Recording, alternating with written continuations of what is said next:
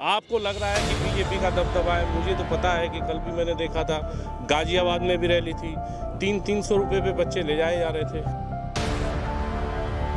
कि जनता क्या चाहती है? जनता परिवर्तन चाहती है। जनता महंगाई से, बेरोजगारी से, भ्रष्टाचार से, हर चीज़ से त्रस्त हो चुकी है और जनता बड़ी तनाव में है। वो बहुत जल्द इस सरकार से छुटकारा चाहती है और समाजवादी पार्टी पूर्ण बहुमत में 2022 में वापसी कर रही है। ये जनता की सरकार है, जनता के लिए, किसानों की सरकार है, नौजवानों की सरकार है। उनको रोजगार भी देगी, लैपटॉप भी देगी और विद्या कन्या धन भी देगी। तो आज किसानों का भी समर्थन मिल गया, इस पे क्या कहेंगे? किसानों का समर्थन तो, ये तो पार्टी, हमारी समाजवादी पार्टी किसानों की पार्टी है। किसानों का समर्थन तो पहले से हमारे साथ है और हम खुद किसान हैं। तो किसानों की लड़ाई तो हम, ये समाजवादी आंदोलन है जो है, ये तो किसानों की लड़ाई लड़के ही आगे बढ़ा है। आज काफ़ी ज़्यादा भीड़ थी आपके प्रोग्राम में, क्या दर्शाते हैं? देखिए, कार्यकर्ता सम्मेलन इन सब कार्यकर्ताओं की मेहनत से और इससे जो उत्साह देखने को मिल रहा है, निश्चित रूप से हम सहारनपुर जिले की 7 विधानसभा सीट समाजवादी पार्टी जीतेगी, ये हमें पूरा भरोसा है। कहीं ना कहीं देखा जाए कि उत्तर प्रदेश में सबसे ज़्यादा प्रधानमंत्री जा रहे हैं रैलियां करने, क्या लग रहा है? इससे सपा से डर रहे हैं क्या वो? बिल्कुल, निश्चित रूप से जो आप कह रहे हैं, आप देखिए कि 5 स्टेट में चुनाव हैं तो कहीं और तो प्रोग्राम नहीं लग रहा है उनका, तो ज़्यादातर उत्तर प्रदेश में ही लग रहा है। और उत्तर प्रदेश में वो आप चेहरे से देख रहे हैं, घबराए हुए हैं वो लोग। कहीं ऐसा तो नहीं है कि 2024 का अपने तैयारी में लगे हुए हैं वो? 2024 अभी बहुत दूर है। अभी 2022 में बहुत बड़ा बदलाव होगा। जनता बहुत बड़ा बदलाव करने जा रही है। हम पूर्वांचल की सड़कों पे वो जन सैलाब ऐतिहासिक देख के आए हैं। सर, आप सभी धर्मों की बात करते हैं, लेकिन यहाँ पे ज़्यादातर लोग मुस्लिम समुदाय से थे, बाकी धर्मों के लोग क्यों नहीं? ये आप कैसे कह सकते हैं? आपने कैसे ऐसे किया कि नहीं, हमारे साथ जितने ये थे, हमारे साथ जितने लोग आए सब धर्मों के लोग हैं और सब जातियों के। हम समाजवादी पार्टी राजनीति कभी जाति, धर्म, भाषा, क्षेत्र इसके नाम पे करती नहीं। समाजवादियों का जो मूल सिद्धांत है वो समानता और संपन्नता है। वो कभी ऊंच नीच, स्त्री पुरुष इसमें भेद नहीं करती है। समाजवादी पार्टी हमेशा समानता और संपन्नता की राजनीति। उत्तर प्रदेश में अभी बीजेपी का दबदबा ज़्यादा है, आपको लगता है? नहीं, आपको लग रहा है कि बीजेपी का दबदबा है, मुझे तो पता है कि कल भी मैंने देखा था गाजियाबाद में भी रैली थी, 300 रुपये पे बच्चे ले जाए जा रहे थे और सरकारी तंत्र लगाया हुआ है पूरा। और आप शायद पूर्वांचल और सड़कों पे नहीं देखा, आपने शायद मेरठ की रैली नहीं देखी। सर, हम लोग पब्लिक ओपिनियन करते हैं ना गांव में, हाँ, हमें पता होता है थोड़ा। नहीं, पब्लिक ओपिनियन आप करते हो तो आपको फिर असली बात पता होगी। आप रियल आपको असली बात पता होगी। हम जानते हैं कि आपको बिल्कुल असली रियल, आपको जीरो ग्राउंड की रिपोर्ट आपके पास होगी कि जनता क्या चाहती है। जनता परिवर्तन चाहती है।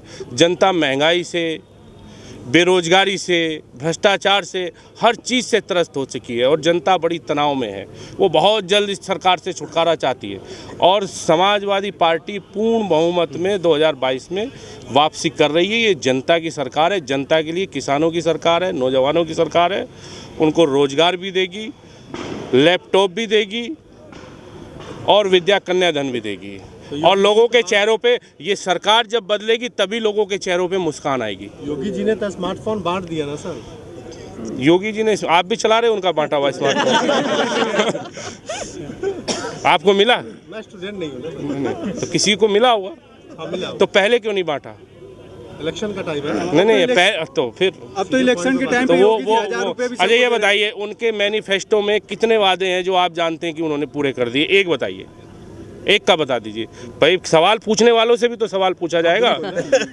आप ये बताइए कि कितने वादे। नहीं, मैंने उत्तर प्रदेश में 15 लाख रुपए मिले आपको? चल रहा है? नहीं, 15, ये कहा था कि 2022 तक 80 करोड़ रोजगार। 15 लाख प्रधानमंत्री के मैनिफेस्टो में भी नहीं था, उन्होंने जुमला दिया था। आप मुख्यमंत्री, तो आप उनके जुमले से सहमत हो? बिल्कुल सहमत हो?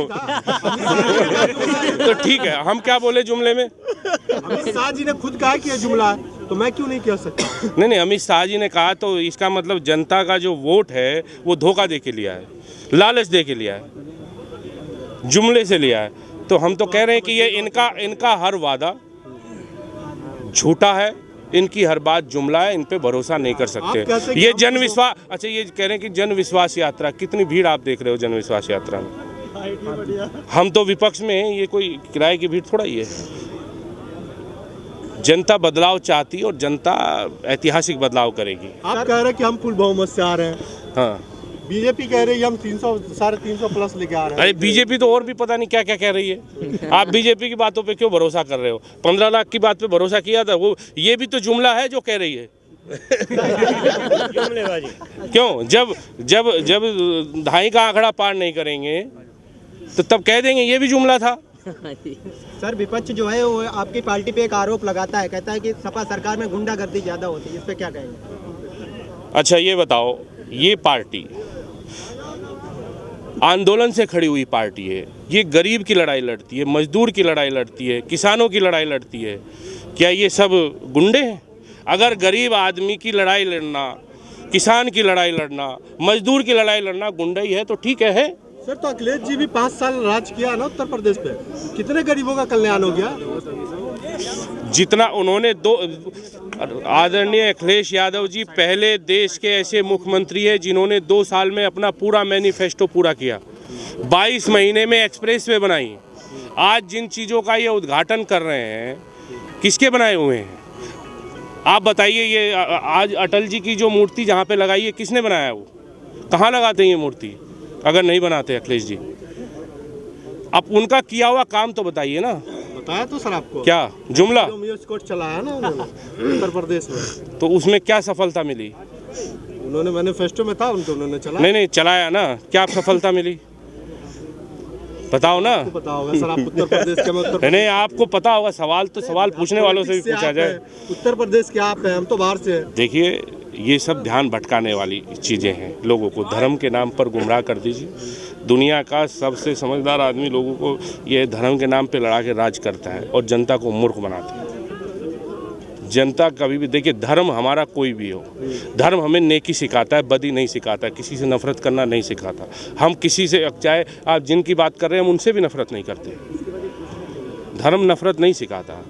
लड़ाई विचारों की है, लड़ाई नाइंसाफियों के खिलाफ है, लड़ाई जुल्म के खिलाफ है। लेकिन बीजेपी भी तो यही कहती है कि मैं धर्म से खिलाफत नहीं रखता हूँ। तो नारा है ना, क्या स्लोगन है, सबका विकास, सबका सम्मान। सबका आपका सम्मान हो रहा है? सम्मान हो रहा है ना यूपी। नहीं ऑक्सीजन की जरूरत पड़ी थी कोरोना में। विश्वास है आपको? अगर दोबारा से कुछ होगा तो आपको विश्वास है? लेकिन बीजेपी ने तो सर बड़े बड़े बैनर भी लगा दिए प्रदेश नंबर। अरे भाई उन्होंने बैनर वहाँ आपने देखे? अभी नगर निगम पे चलता हूँ, मेरे साथ कैमरा लेके चलो। जहाँ स्वच्छ भारत लिखा, सबसे ज़्यादा गंदगी वहीं पे पड़ी है। सारा पैसा प्रचार में ही तो खर्च किया है। अरे भाई सारा पैसा प्रचार में खर्च किया है। जहाँ स्वच्छ भारत लिखा है वहीं सबसे ज़्यादा गंदगी पड़ी है। अब इससे समझ जाओ सब बात। आपने कोरोना की बात की है, तो कोरोना में इन्होंने पैसे नहीं किसी को बांटे, लेकिन अब चुनाव आने वाला है तो सबको 1,000 रुपए नई योजना अब तो ये पर देखिए अब तो ये कुछ भी बांट देंगे, पैसे का इस्तेमाल भी करेंगे, हर उस चीज़ का इस्तेमाल करेंगे ये सत्ता हासिल करने के लिए, ये लड़ाने के लिए भी इस्तेमाल करेंगे।